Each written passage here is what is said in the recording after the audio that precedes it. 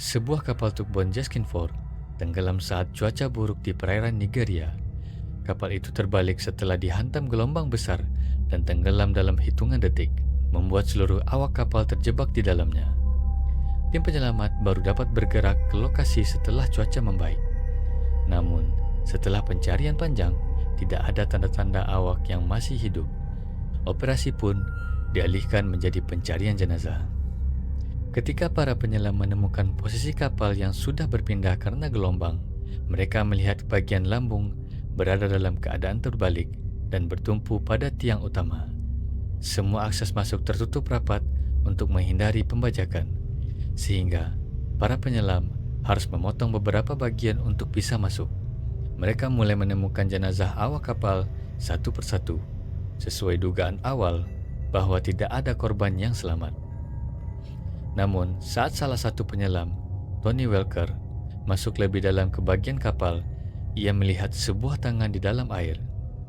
Ia mengira itu adalah jenazah lain. Namun, ketika ia mendekat, tangan itu bergerak dan memegangnya. Alright, how are you doing, Nico? Just talk to me and I'll help you, eh? Okay, so have you come into the next deck? Onto the main deck? Alright, so you should be walking on the ceiling, yeah? Okay.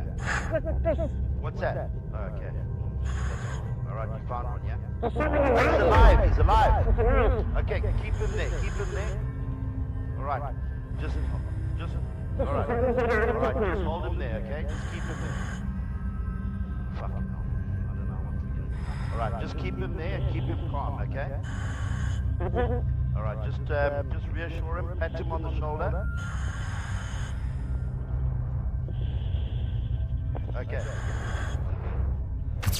Korban tersebut adalah Horizon Okene, juru masak kapal yang sudah bertahan selama 60 jam di kantong udara kecil di dalam ruangan yang terbalik. Alright, show him the harness. I'm sure he's put a harness on, working at heights. He would have done something like that. Open it, open the front. Open.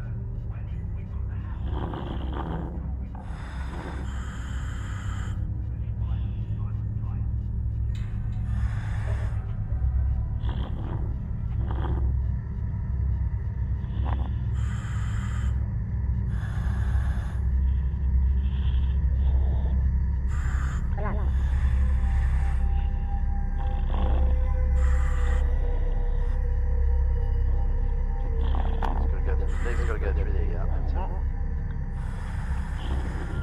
Could he not put that overall in? It was flying around.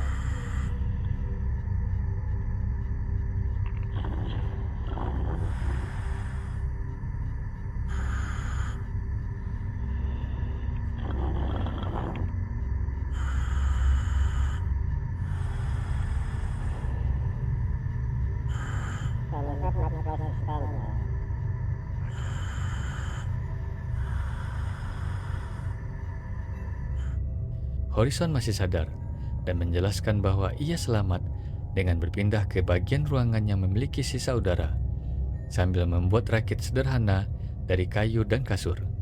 Kondisi udara di ruangan itu hampir habis ketika ia ditemukan. Namun, penyelamat tidak bisa langsung membawanya ke permukaan. Horizon telah berada di kedalaman tinggi selama lebih dari 2 hari, sehingga naik terlalu cepat dapat menyebabkan cedera dekompresi. Hello, my friend. Can you hear me? Okay, listen to me. We're putting the hats on so you can breathe, okay? All right, now you mustn't panic, eh? You must listen to me, all right? All right. We're going to take you in the water, and we're going to take you to the bell, okay? And then we're going to bring you home, okay? All right. So now I just want you to keep calm, okay? Are you feeling okay? Are you sore?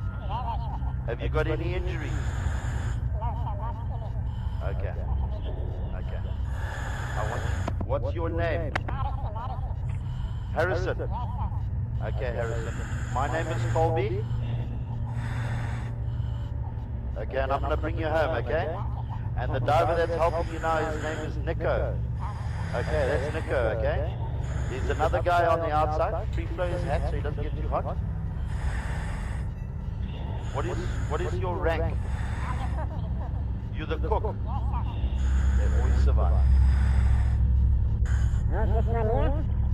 Hold your hands, two hands, hold 2 hands, okay? All right. Okay, Harrison, you mustn't take your hat off, okay? You must just breathe nicely, yeah? Okay. All right, let's go. You hold your umbilical and you listen to me, okay? All right, we're going now. Put your head underwater and breathe comfortably, okay? Tim penyelam menggunakan peralatan khusus berupa diving bell bertekanan untuk mengevakuasinya. Setelah itu, Horizon menjalani proses dekompresi tambahan di permukaan untuk memastikan tubuhnya menyesuaikan diri dengan tekanan normal. Ia berhasil selamat secara fisik, meski pengalaman tersebut meninggalkan dampak psikologis yang sangat berat. Kejadian ini menjadi bukti bahwa penyelamatan di kedalaman tidak hanya bergantung pada menemukan korban, tetapi juga pada kemampuan menangani tekanan ekstrim dengan peralatan yang tepat.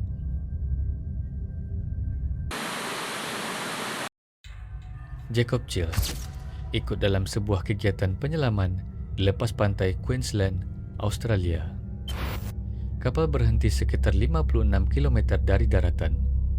Jacob masuk ke air sebagai salah satu penyelam terakhir dalam kelompoknya.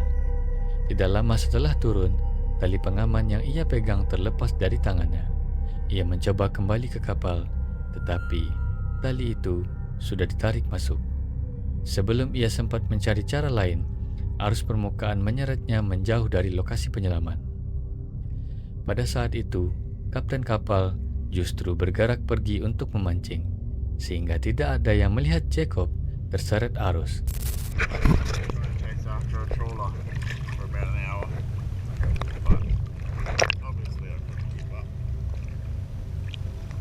So that's it.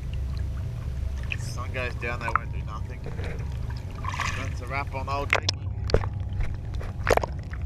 I guess.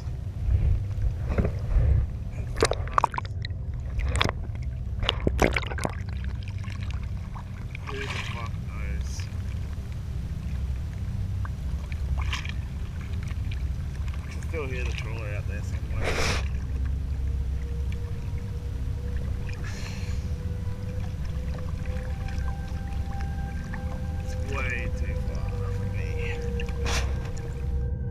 Ketika para penyelam lain kembali ke kapal dan menyadari Jacob hilang, ia sudah terlalu jauh dari jangkauan mereka. Ia terombang-ambing di laut terbuka tanpa titik acuan, sementara jarak ke daratan tidak mungkin ia tempuh dengan berenang. Suhu air sekitar 20 derajat Celcius perlahan menguras energi tubuhnya. Matahari juga mulai turun, membuat kondisi pencarian semakin sulit. Sebuah pesawat penyelamat sempat melintas 2 kali, tetapi tidak dapat melihat Jacob meski ia sudah mengangkat alat penanda yang ia bawa.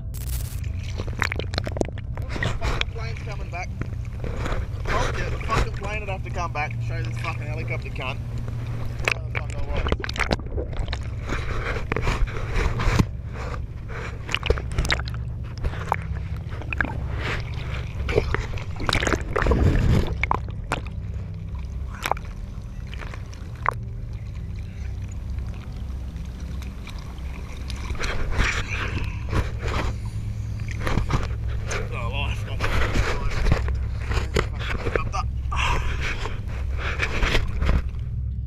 Jacob mencoba tetap berada di satu lokasi agar peluang ditemukannya tetap ada. Ia melihat sebuah kapal nelayan di kejauhan dan berusaha mendekat. Namun, jarak itu terlalu jauh dan ia tidak mungkin mencapainya. Kondisi tubuhnya semakin melemah karena kelembapan air dan dehidrasi.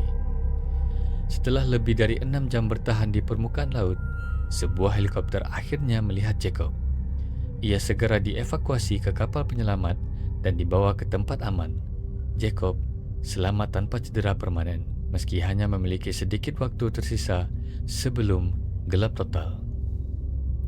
Kisah ini memperlihatkan bahwa suatu kelalaian kecil di laut terbuka dapat berkembang menjadi situasi darurat yang sangat berbahaya.